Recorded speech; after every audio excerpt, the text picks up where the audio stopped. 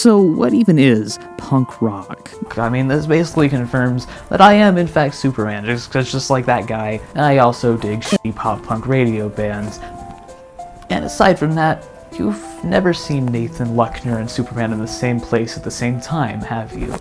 Now, honestly, I was sort of afraid this new Superman flick, the erstwhile Superman Legacy, God, I'm so glad they didn't stick with that name. I was worried this was going to be this big course correction of Superman, where they just did Superman Returns again. See, my problem with that film is that it was just gluten-free Superman the movie, and I liked Superman the movie. It was a big part of my childhood, but Returns absolutely refused to try and be its own thing, to forge its own path and its own legacy. Yeah, it brought back the old Superman theme. It refused to take any real creative risks, and on top of all that, it just looked sort of ugly.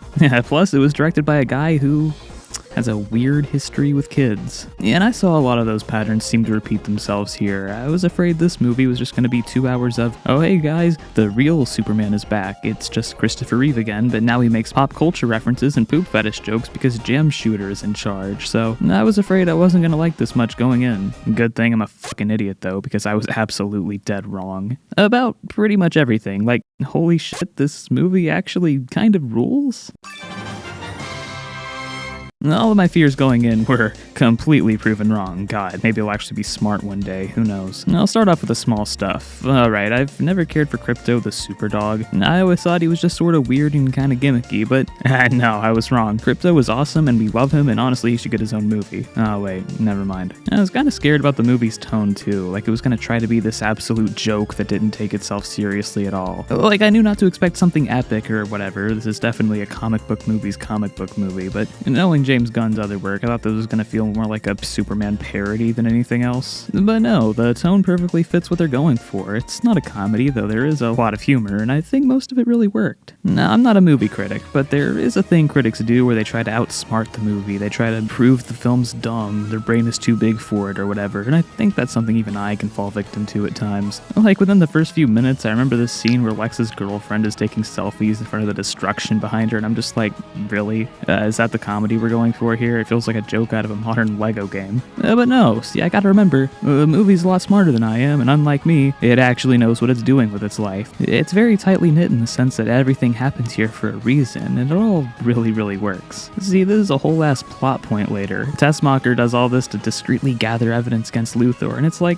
yeah, this movie constantly keeps humbling me over and over again. I feel like I gotta appreciate it for that. The characterization of basically everyone is utterly perfect, like, firstly and foremostly, Jimmy Olsen. If you hated Batman v Superman because it unceremoniously killed the imposter Jimmy Olsen Easter egg, then this movie's for you. Hell, I didn't give a piss about that, and honestly, it's kinda for me too. In all seriousness, Jimmy Olsen's a character who's a lot like Robin to me. I really like them both, but if they don't fit an adaptation and get left out, I'm fine with that. But he was definitely a great inclusion here. Likewise, this is easily my favorite Lois Lane as well. Like, I love the past two versions. What's Superman Returns? I've never heard of that. But this interpretation, it's like, wow, that's actually Lois. She's real. And I think Superman does a great job at skipping the origin story while still getting everything across really well. Like, I think the newer Spider-Man films kind of failed at that. Like, why is he Spider-Man? I genuinely don't know if Uncle Ben exists in this universe or not. What are we doing? But I think you can be a complete newbie who's never heard of Superman before and come out with a pretty solid understanding of everything in this universe. Almost. I'll slay that goose a bit later. But Clark and Lois's dynamic is a great example of that. Like, they skip the whole Lois doesn't know Superman's identity part and they're already together at the start of the thing, which I think is a great creative choice. And while the two of them have really good chemistry, the best I'd say out of any Superman and Lois before. And I also really like that we get to see a rockier side of their relationship we don't typically get to see. I still love that Lois really has her own stuff going on too, which the Snyder films did as well, but she definitely feels a lot more important here than in any other Superman before, which is great. I love the other characters too. Guy Gardner, goated. Mr. Terrific, double goated. I think Hawkgirl was really cool. I like when she killed Benjamin Netanyahu. Barry White wasn't too awful important here, but he was alright enough. I think Fishburne's version was better, but it's like, dude, whatever, who cares? He's still good. Metamorpho was a surprise I didn't know we were getting going in, but I liked him a lot. In fact, that is one thing I really like about James Gunn's approach to comic book stuff. He tends to focus a lot more on somewhat obscure characters the general audience wouldn't know about as much. Sort of unrelated, but there's one scene where Peacemaker cameos for about 4 seconds, and no joke, as soon as we saw John Cena's silver mug on screen, everybody, and I mean literally literally fucking everybody in my theater groaned just on impulse. It was hilarious, and I don't even know why. I don't hate Peacemaker, I don't hate John Cena. Hell, the guy's a fan of mine. But it's just something we all did, and it was badass. In fact, that reminds me, my theater ate this movie up. Now, it might be because pretty much every theater I've been to has been in the wider Nashville, Tennessee area, including this one, but I've never been to a movie with a really involved audience. And I know that's a common thing in other areas, but at least of the theaters I've been to, not so much. The most I'd ever hear was like a slight chuckle if someone said something funny. Well, like, I think the closest thing to it is when I saw Beetlejuice 2, some kid in the back of the theater kind of scream repeated a couple of the lines. That was it. I don't know. But the theater experience for this was like nothing I'd ever been to before, and I'd seen a good amount of movies in my time. But these people were cheering, they were clapping, hooting and hollering, rooting for the characters. They heavy shipped Steve Tessmacher with Jimmy Olsen too. Like, they were hooked on this. And I don't know, maybe it's something pandemic related, or maybe it's because there hasn't been a movie quite like this one in a while. But I think this is clear that this is what people really wanted and needed right now for a whole lot of reasons, and I appreciate it for that. But most importantly, David Corenswet is without question my favorite Superman of all time. Like, he's a perfect blend of every version of Superman, cinematic and otherwise. He has the kind, caring, friendly neighborhood feel of Reeves Superman, the down-to-earth edge of Cavill's, and everything in between. But beyond that, this version of the character brings a lot of new to the table as well. He's definitely the most human-feeling Superman yet, and by that I mean he's the most real, the most well-rounded. He doesn't feel like just a poster or just an idea. He's a fully fleshed-out person, and I do stress, person. The film does a great job at exploring his humanity, which is what Superman has always been about. Every movie Superman has had an interesting take on who this guy truly is, and how his nature as a superpowered alien relates to who he is as a man, to varying levels of success. But my god, Corenswet's Superman does a much better job at exploring every aspect of the Superman character. It's kinda crazy. I just love the way Superman interacts with others a lot more while also still having intense internal struggle. He's this beacon of kindness and hope to everyone, and it's not just all tell and no show. You get to see why and how he inspires people, along with how people's opinions on Superman as a concept weigh on him in his personal life, and I think that's really important. See, I was afraid this movie was going to make him a joke character, but they didn't really. Like, sure, he makes more jokes, but it doesn't feel super cheap or cringeworthy. It adds even more depth to him, and it all makes sense. I've never really had this happen with a comic book movie before, but it's kind of like when you get whatever the newer, better version of a game company's console is. Then you look back at the old one and you're like, God, I can't imagine going back to that. Ew. And, well, I have a confession to make. Keep in mind, I'm the haver of bad takes, patent pending. So with this one, I think it's time you knew the truth. It's time I came out of the closet. I don't actually hate the Zack Snyder DC movies. I don't really like his other ones. I mean, I think most of them honestly kind of suck, but like the DC ones I think are really good. I don't actually have a closet. This is my bathroom and it's really small, and I don't think it was much of a secret. This is really underwhelming to me. Well, I still love the Snyder trilogy. When it comes to Superman's portrayal, it's very much like that. Like looking at the old thing and going, God, I put up with that when I could have had this? But I think this new film has sort of helped me come around to the fact that Superman himself needs to be different than how he was portrayed by Cavill. Like, I've always had this perspective that Superman is a beacon of hope. That's his whole point. So what's the point of a beacon of hope if the world around him is already bright and hopeful? What's the point of a light if there is no darkness? So I was fine with Cavill's Superman having a darker, weightier edge, but it isn't just the world around him that's dark and broody, no. I don't think Cavill's Superman reacts to his issues in the best way either, which I still think works because he isn't truly Superman yet, but I love that in Superman, Clark's hope and his values and his optimism and his kindness never falter, even in the darkest times, and that's what I think fits this character best. Like, there's a scene where Luthor threatens to kill this random dude to get Superman to answer his questions. Now, if that was Cavill's Superman, that wouldn't be believable at all, because that guy never really interacted with all the little people. Yeah, he saved them, but it didn't feel like he was everyone's friend, you know? Which I still think worked because that wasn't the point of those movies. He, again, wasn't really truly Superman yet. They were more focused on Superman internally, but not so much about how he interacts with others externally. And when it comes to Superman as a character, I think I vastly prefer the new one. Like, when this guy dies, it's devastating, not just to Clark, but to us as well, because the film does such a good job at showing us how much life means to him. All life, be it random people, squirrels, and just just your average everyday bystander. You truly believe this Superman cares about everyone and sees their inherent value and beauty, and I think in that way, he's the definitive Superman. I mean, the movie's called just Superman for a reason. And like I said, I was always worried this movie wouldn't take any risks, but it definitely does. One of them being that Clark's birth parents aren't exactly the best people. They sent him here not to protect and enlighten humanity and provide them with hope, but to essentially colonize Earth and perpetuate Krypton's legacy. And I think that's an amazing direction for the story to go in, because it perfectly dissects both sides of Superman's character and highlights the truth behind both of them, which is, it doesn't really matter what his birth parents wanted, because at the end of the day, Superman isn't who they wanted him to be. He's Clark Kent. He's a product of his environment on Earth, of his real parents' guidance and teaching, and I love that, because it shows more than any other Superman film has that Superman is unequivocally human. If you know anything about me, it's that I fucking hate Joseph Campbell, and I hate this forced idea of a monomyth that all stories follow, that every English lit and film class tries to cram down your throat. But more specifically, I hate the whole hero's journey. I hate this idea of a lone hero who's gonna show up and save everything and make everything better, because it isn't real. That's not how anything works. That's how you get cults. Do you want more cults? And I love that this Superman doesn't follow in that same pattern. Like, he doesn't single-handedly resolve this conflict in Baravia. Instead, he serves as an inspiration to the people that ultimately do. Even the people who are reluctant about it at first. Hell, I love the whole climax of this film. Like, my thing with Man of Steel is that I do really like it, but the third act was just too much. I didn't mind that there was destruction or anything like that. I definitely didn't care that Zod died. It's a topic for a future visit, but I think that made the whole story really work. Like, I don't see what else could have happened. But it's just so much explosions and violence that goes on forever. It's kind of mind-numbing and gratuitous to a point. Comparably, the destruction here is very well-paced. It doesn't feel like it sticks around too much, and I like there being multiple interweaving plots at play as well. You got Superman's fight with Ultraman, you got the whole military conflict, you got the dimensional rift, the Daily Planet stuff, and masterfully, they all reflect each other very well. A low point for Superman is a low point for all the good guys, but when he succeeds, everyone else succeeds as well. It's a great showing of what Superman really represents. So basically what I'm saying is that this movie is just Superman 4, but good. Hear me out on that one. Evil Superman clone? Check. Superman being conflicted over getting involved in an international conflict? Check.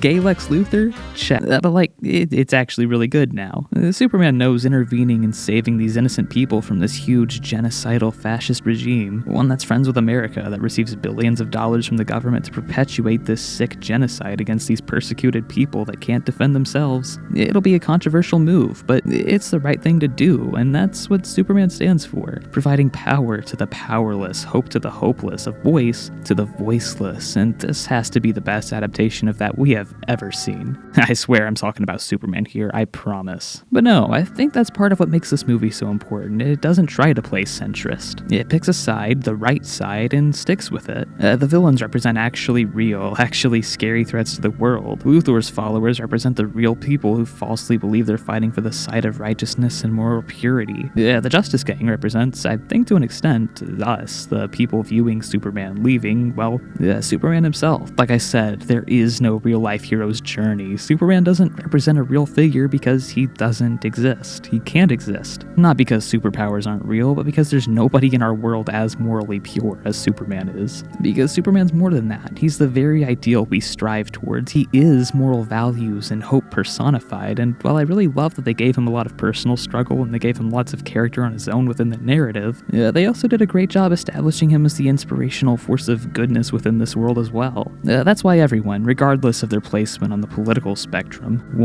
needs to claim Superman for themselves, which it doesn't work most of the time because Superman is an inherently woke IP. He's always been woke. He was fighting Hitler and the KKK in the 1940s, so the people who try to gatekeep Superman as this jingoistic conservative icon is really dumb to me. Every superhero was woke dipshit. It came free with the fucking concept of fighting social injustices, and all of that's reflected by his perfect opposite, his perfect antagonist, Nicholas Holt's Lex Luthor. Going in, I didn't expect anything great from this role, honestly. I always like to see new directions for characters. I really loved Eisenberg's Lex from BVS. I know I'm absolutely in the minority there, but I like that this wasn't just bald, middle-aged smart man again. No, this was a character that felt relevant and new, and I really liked it. I just had trouble visualizing Holt in that role at first. I don't know why. But once again, I was dead wrong. For me, this version of Lex is neck and neck with Eisenberg's. They both have very similar ideas ideologies. They're both going for very similar things, but they're done in hugely different ways, which I'm super glad about. I want different, I want new, and that's what this version of Lex brings. He's a lot more like an Elon Musk type than Heisenberg's Zuckerberg Lex, this time being a government insider with a techno-Nazi cult following. Plus he talks to Tucker Carlson about grooming. I mean, come on, it's right there. But all jokes aside, he's an even better reflection of Superman than I think Heisenberg's was in a lot of ways. Yeah, it's simple, but it's effective. See, the character of Lex Luthor has always had this god complex, one that he can't fully embellish himself in simply because of Superman's existence. Luthor believes himself to be the only one worthy of holding that power, and you have to remember, every accusation from his ilk is a confession. When he recovers the message from Jor-El to Superman that their intended purpose for him is to dominate the planet, in his eyes, it's a justification of everything he's ever believed in, because while his motivations are all steeped in envy and selfishness, I think Lex perfectly embodies the modern-day capitalist mindset. He believes he deserves Superman's power because, in his eyes, he's earned it. He's the smartest guy in the room, he's the richest, he's clawed his way up there, supposedly, and he's not letting up. He's a human supremacist, sure. He doesn't want there to be a more potentially powerful being than himself, but he justifies his own god complex with his fear, with his bigotry towards metahumans. Though, it's okay for me to hate these powerful beings because they're not even really human, because they pose a threat to all of us, not just to my own ego. But it really is all bullshit. His gripes with Superman, that he's grooming everyone to make them complacent, that his true goal is domination and power, that he has a secret harem and will one day replace humanity with beings like him, it's a great, shockingly honest portrayal of fear-mongering. Because not only is it untrue, those things are what Lex himself truly wants. And it's something we see in reality a lot, but that's the point of the movie, sure. Superman wasn't born here, but because of his upbringing, because of who he is inherently, he's just as human as anyone else. And Lex is the opposite. He was born here, but he's an egomaniacal psychopath, and I think that's best shown through Ultraman, Lex's cold, empty attempt at replicating Superman. He's a perfect encapsulation of Luthor's view on Superman. See, he doesn't mind these powerful beings existing. He's fine with metahumans, as long as they serve him, as long as they're controlled by him, as long as all the power and glory and rewards go to where they rightfully belong, to Lex Luthor. Anything goes, but everything outside of that has to be wiped out. Again, it's very similar to Batman v Superman's Luthor, but very, very different as well. That Lex was more set on proving a theological point. I don't know, I just love having all these different interpretations available. I like having options, it's great. I've heard some people ask if Lex just wants to be allowed to kill Superman, why he doesn't just make his clone dress as Superman and do a bunch of evil shit to frame him, but nah, it's a lot deeper than that. Merely framing Superman isn't enough for him. He has to prove that he's justified in his envy and his bigotry. I also like how corny Lex Luthor is, and Superman too. That sounds weird to say, but these guys perfectly match each other in terms of their corniness level. It's great. I mean, Clark was raised in the Midwest and is cobbed corn personified. He wears this goofy getup, he makes bad jokes, he tries to come up with catchy Twitter taglines that don't work, and he goes on this big, heavy-handed speech at the end about how he's truly human, and while it's preachy, it all really fits this character in this world, and Lex is his perfect opposite. He's so consumed by his own ego and his own ideas that he just kind of goes on random ideological rants about Superman and his hatred of the guy, how he's not truly human and he doesn't deserve everyone's praise for merely being stronger than everyone else. It's corny, but it works, and I love it. To sum it up, Lex here is exactly what he should be, and that's a twisted perversion of everything Superman is, and casting a guy who wanted to be Superman in that role is honestly a perfect meta way of getting that across. That being said, this is not a perfect movie, and I never said it was.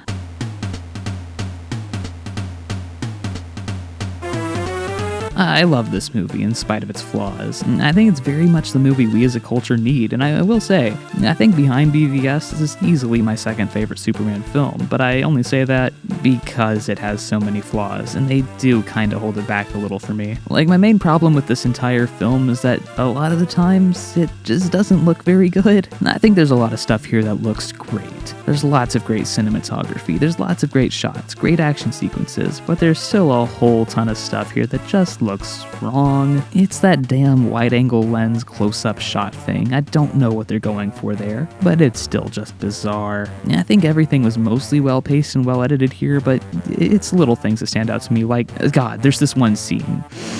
Okay.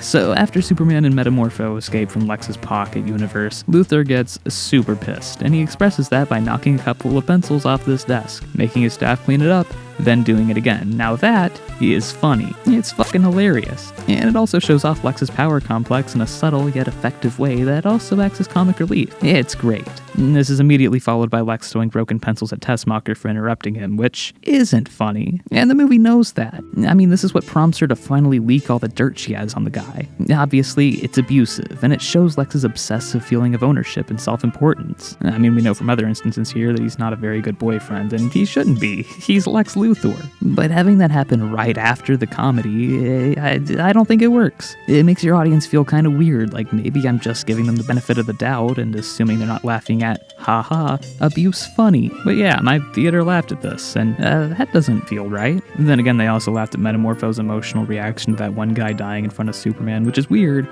But again, benefit of the doubt, it did look really weird because, well, that's what this movie does. It looks weird. Some of the editing's a little off. Like, I think certain things do happen too fast. I think there's a lot of weird moments of exposition. Like, sometimes characters will say things they have no real reason to say. Like, the dialogue itself is fine, really good even. But especially if they're talking to someone else, someone who already knows the things they're being told. Like when Lex is invading the Fortress of Solitude, he goes in this big, unprovoked ramble about how much he hates Superman, which, fair enough. Like, in character, he would do that, let's be real. But it's followed up by the engineer going up to him like, yes, I know, that's why I sacrificed my humanity to stop him. And it's like, yeah, I don't know, it just feels really unnatural. It reminds me of when Han and Leia reunite in Force Awakens and tell each other, but they both already know about what happened between them. Lots of stuff like that. But just a random thought, I'm not sure if it's just me or not, but here's the thing. The point of the film, like I said, is that Superman is who he is, not because of his birth parents, but because of who actually raised him. And I love that. That scene between him and his dad had a great point to it. Your parents, birth or adopted either way, don't make you who you are. They just give you the tools you need to become your own person and make your own mistakes. And in Superman's case, his humanity and his morality that he derived from his parents and the world around him are what define him. It's compelling stuff. I don't know if his parents are in the movie enough to get that point across to a newcomer. See, I have the benefit of being a Superman fan going into the movie, and most people, I think, have the basic idea down. It's the values his parents raised him on that makes him who he is. And I think the movie did a decent enough job at communicating that. Like, there's this one scene near the beginning where Martha calls Superman to say, hey, we're proud of you, you're doing great, you could visit us every once in a while. And it's good because it sets up his parents care, and they are important to him, but not as important as maybe they could be.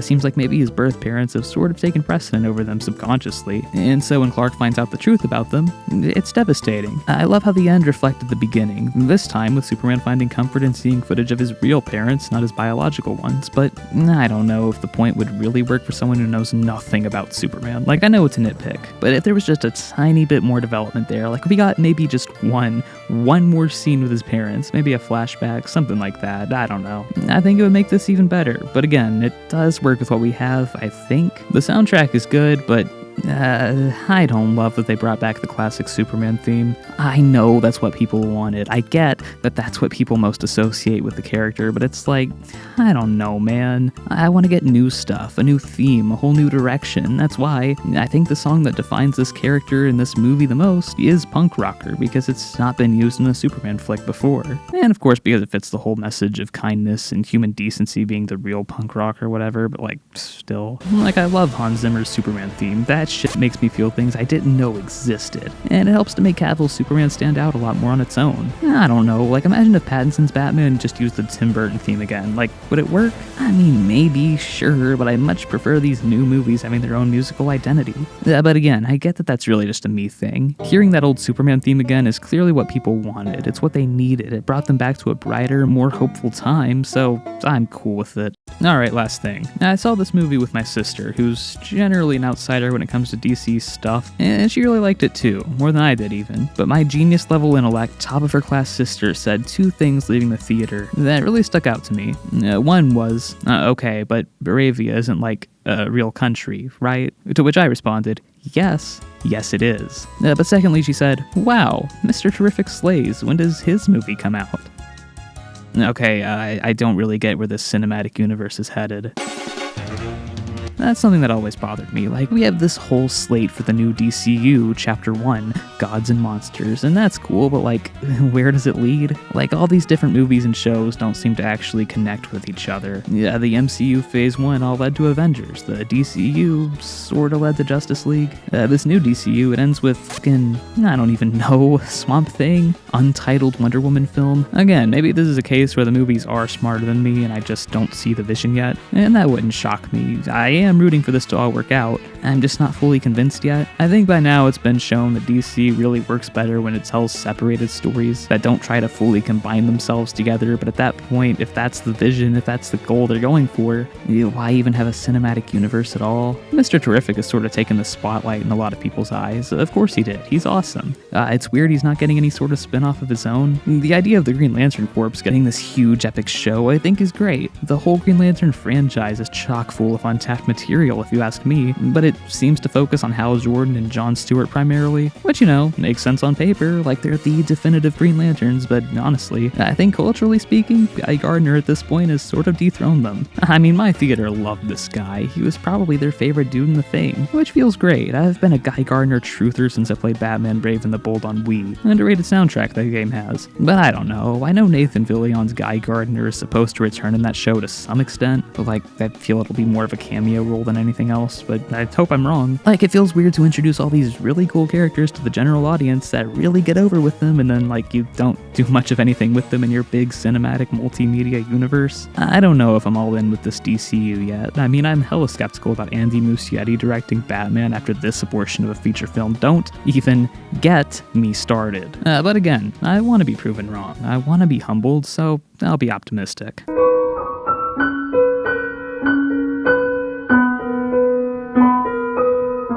But yeah, Superman, I love it. It has problems, but the good heavily outweighs the bad, and I love it for what it is. And its message and theming especially mean a lot to me. It's not a subtle message, hell, it's not a subtle movie. It's actually really preachy, but the truth is, I think that's what it needs to be. Snyder's movies were a lot subtler, oftentimes I think too subtle for their own good. And that's not saying they're too deep for people to get or anything, not at all. That's a critique more than anything. Sometimes they weren't obvious enough, they weren't straightforward enough. And while Superman is unsubtle, it does a lot of showing along with telling. It's a preachy movie, and that's okay, because right now, we're a world in need of a good sermon, and I'm not talking a religious one. Instead, this movie provides an actually amazing and much-needed message about kindness, about humanity, about morality, about how important it is to be a good person and to recognize everyone's inherent personhood. And while that sounds really simple, it is really simple, but it's something we desperately need right now. It's something, hell, even I needed. Because there's one character I related to in this movie more than anyone else. And it's not Superman, it's not my idol, it's not the cynical asshole in Guy Gardner, hell, it's not even chick magnet Jimmy Olsen, despite the fact that we're basically the same person, and all the women, ever, everywhere, are into both of us, obviously. No, it's Lex fucking Luthor. Now, I'm not a bigot, nor am I a capitalist tech overlord.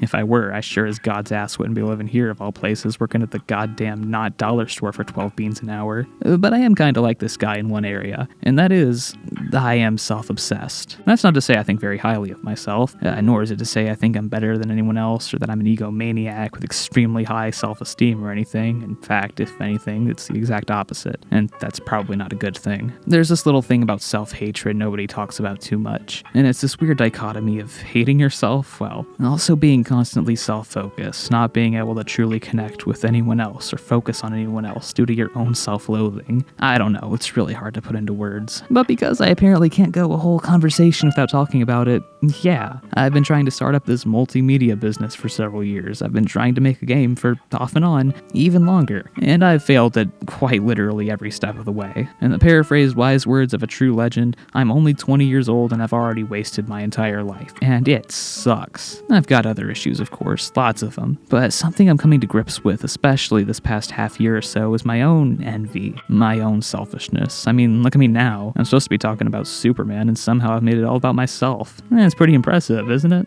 The goal, the plan, the dream, ever since 2023 was to make a game, a really damn good one, and release it for free in the big year of 2025, but that didn't happen. Of course it didn't. I fucked it up like I fuck up everything else. And I can't just wallow in my own failure. I can't just end at that, no, because I'm surrounded by great art coming out basically every day at this point, and of course I am. The worse the state of the world is, the better art tends to be. I don't know, maybe it's just my own ego or my own self-obsession, but I really wanted to be a part of that. I felt like that was my job, that was my important role I was going to play in all of this, but I failed, I missed it, and it eats at me every day. And every time I see something great come out, it eats up at me. I feel this disgusting, this gross sensation of jealousy and envy consume my innermost soul, and that should not be happening.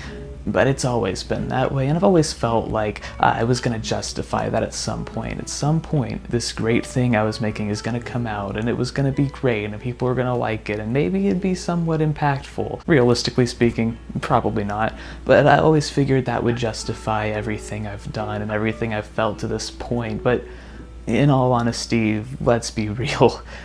That's just not true anymore, now is it? Because this movie reminds me of what's always been true, something I've tried really hard not to think about, but something I really have to confront, and that's the fact that I'm not the only person in the world. Maybe I'll finally find success. Maybe I'll finally have that win, that victory I've been craving for so long. It's unlikely, but possible. But thinking about it critically, what good will that really do? I'll feel justified in everything I've done up until now, but how does that help anyone else? I get to look back at the countless people who are in the same shitty position I'm in now and say, fuck you, I got mine.